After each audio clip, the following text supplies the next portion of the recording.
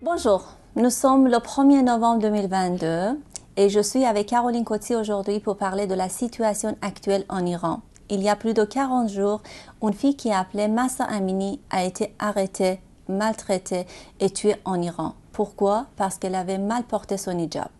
Donc aujourd'hui, on va parler de cette situation. Bonjour Caroline. Bonjour Shima.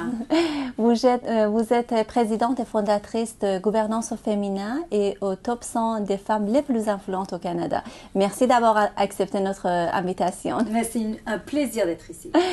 Caroline, on va parler de la situation en Iran aujourd'hui. Je sais que vous êtes d'origine libanaise. Parlez-moi de votre expérience de passé. Comment analysez-vous la situation aujourd'hui? Alors Shima, la situation actuelle est une situation qui me préoccupe au plus haut point, évidemment. Et pour tout vous dire, une des raisons qui m'a motivée et qui m'anime à ce jour de faire tout ce travail pour l'égalité des genres au Canada et ailleurs dans le monde vient vraiment de mon enfance, vient du fait que j'ai grandi dans la guerre civile du Liban, que j'ai vu beaucoup d'injustices, mais que les femmes étaient toujours, encore et encore, celles qui étaient les plus affectées par toutes les questions d'inégalité. Et de voir ce qui se passe en ce moment en Iran, personnellement, évidemment, ça me rassure de savoir qu'une révolution est en marche, parce que c'est nécessaire. Et un peu comme au Liban, on a vécu également une révolution, même si on a régulièrement des révolutions, puis que ça, malheureusement, ça me nuise. Celle-ci, il faut qu'elle aille jusqu'au bout. Il faut atteindre vraiment l'objectif qui est de pouvoir avoir une réelle liberté, une réelle égalité pour les femmes à tous les niveaux et dans toutes les sphères de la société iranienne. D'ailleurs, l'Iran a quand même eu une importante influence sur le Liban même. C'est-à-dire que moi, quand j'étais enfant et que la guerre a commencé, finalement, il y a un petit peu deux pouvoirs, deux États qui se battent un peu sur notre territoire, qui sont l'Iran d'un côté et l'Arabie saoudite de l'autre. Et le Liban est un petit peu leur terrain de jeu où ils viennent régler leurs comptes et c'est une situation terrible.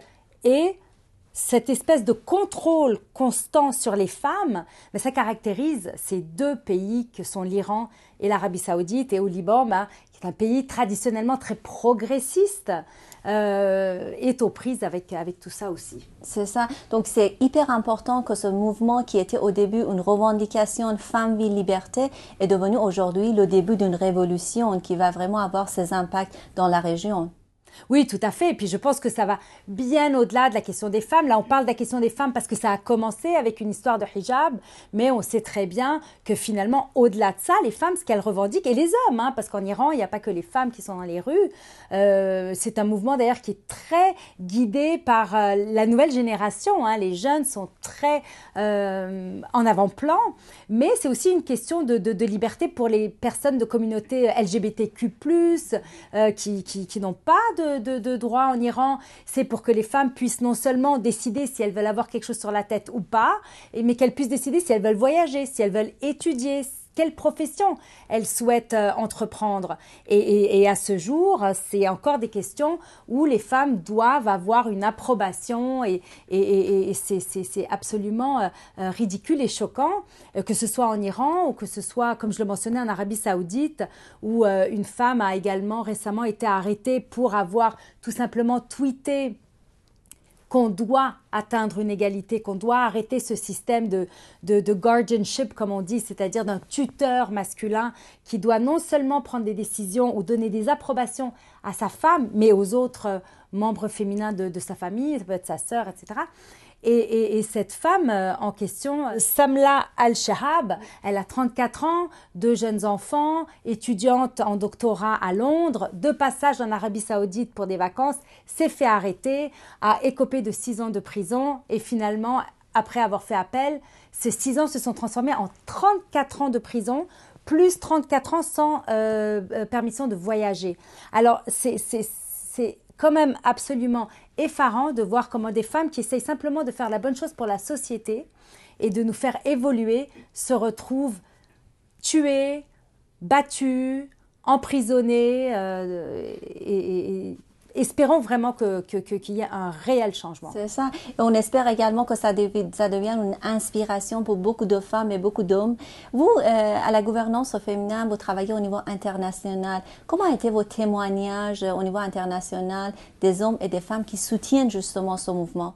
Mais vous savez, c'est intéressant parce que, bon, comme vous le dites, on travaille à l'international. Les gens qui nous côtoient, les gens qui nous entourent sont forcément des gens pour qui l'équité est centrale. Donc, ces questions les préoccupent particulièrement. Depuis maintenant 1 mois et demi, tout ce qu'on voit en Iran est vraiment le désir et le besoin que ce mouvement devienne, et il est déjà un mouvement mondial, mais qu'il devienne pérenne. C'est-à-dire que ça doit continuer, il ne faut pas que ce soit une question de mode, il faut que ce soit un mouvement sérieux, il y a eu des pétitions, il faut les signer, il faut sensibiliser le gouvernement. Comme vous savez, moi je suis proche de plusieurs ministres, autant au niveau provincial que fédéral. Il y a des discussions qui se font aussi à Ottawa sur ces questions-là qui préoccupent énormément et on doit vraiment continuer cette pression-là pour réussir à faire avancer la chose. C'est ça.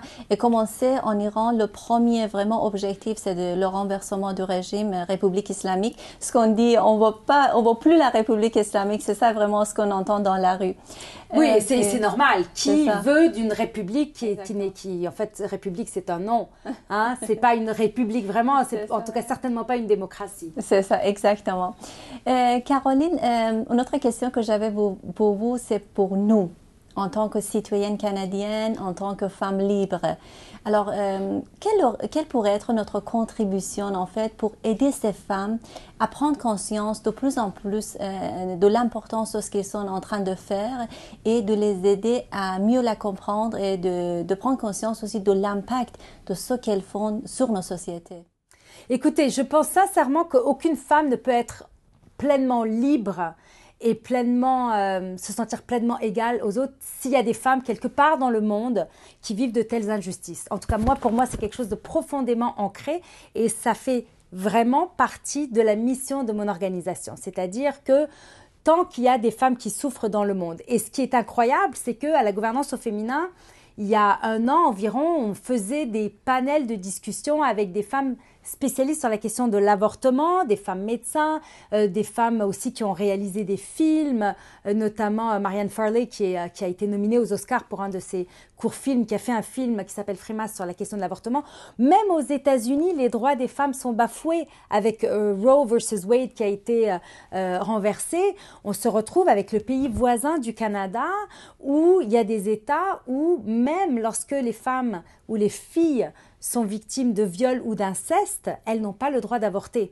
Alors vraiment, moi, ce qui m'interpelle pour être une grande amatrice de Margaret Atwood et de son roman, sa fiction finalement qui s'appelle The Handmaid's Tale, La Servante écarlate, c'est que j'ai l'impression aujourd'hui qu'on est un petit peu projeté dans cette fiction et que ça nous rattrape de voir que bon, l'Iran, le Liban, l'Arabie Saoudite, on n'est pas surpris, on n'est pas traditionnellement des pays où nos droits sont au centre des considérations gouvernementales. Mais les États-Unis qui reculent comme ça, je pense que c'est nécessaire de garder une pression, que les hommes et les femmes doivent se mobiliser parce que ça, c'est des questions de société, parce qu'aucune société ne peut vraiment être complètement épanouie sans avoir vraiment l'apport égal des femmes et des hommes. Et toutes les études démontrent jusqu'à quel point une entreprise, par exemple, et puis ça se reflète dans la société, dans n'importe quelle sphère de notre société, mais une entreprise où des femmes et des hommes travaillent ensemble, eh ben, elle est plus forte parce qu'il y a plus d'innovation, il y a des meilleures idées, une meilleure façon de pénétrer des nouveaux marchés, etc. Donc, sans rentrer dans toute cette étude de cas-là, il est évident que chaque société a autant besoin de femmes et d'hommes. Alors, quand les talibans, par exemple, eux, interdisent, tout d'un coup, arrivent et puis reviennent au pouvoir après toutes ces années et qu'on recommence à mettre les filles à la maison, comment est-ce possible qu'aucun de ces hommes ne réalise jusqu'à quel point c'est la société qui est en train de souffrir, de perdre ces talents-là la contribution de ces talents-là. Exactement. Et je pense finalement que Femmes Vie Liberté rejoint beaucoup votre slogan diversité et équité, inclusion. Voilà, ça, c'est ce que voilà, c'est ça. Donc, on voit vraiment les points de jonction. Merci, Caroline. Et aussi, je voulais vous demander quel est votre message aujourd'hui, non seulement pour les femmes en Iran, mais je dirais pour toutes les femmes iraniennes partout dans le monde. Et je dirais encore pour toutes les femmes qui revendiquent vraiment ces droits-là et qui sont là pour changer les choses. Alors, je vais me permettre de m'adresser à la caméra pour dire ça parce que c'est extrêmement important. Et ce que je souhaite d'abord et avant tout, c'est que les femmes, qu'elles soient iraniennes, peu importe leur nationalité, que les femmes comprennent que leur place dans la société est essentielle. Il est extrêmement important que nous puissions jouer notre rôle, peu importe le rôle que nous choisissons de jouer, mais le choix fondamental nous appartient. La liberté est nécessaire et on a des risques à prendre et des fois on doit élever notre voix et on doit se sentir en pleine capacité de le faire. Et certaines femmes ont pris des risques énormes, même jusqu'à en perdre la vie parce qu'elles ont des convictions profondes. Alors évidemment, quand on vit dans un pays occidental et qu'on est d'origine de ces pays-là, on n'est pas en risque de perdre sa vie. Au contraire, on a le devoir de lever la voix, parler aux bonnes personnes, parler à toutes les personnes à qui on peut parler et s'assurer que les femmes qui, elles, sont en train de souffrir ont le soutien parce que ce soutien, il vaut une fortune. Lorsque les femmes en Iran voient des soulèvements qui se passent dans toutes les grandes villes du monde, les femmes et les hommes d'Iran, eh bien ça leur donne confiance que leur quête est juste et que là, la situation doit changer. Exactement. Merci encore, Caroline, et au plaisir d'avoir fait notre rencontre amicale. Merci encore. Merci beaucoup. Merci.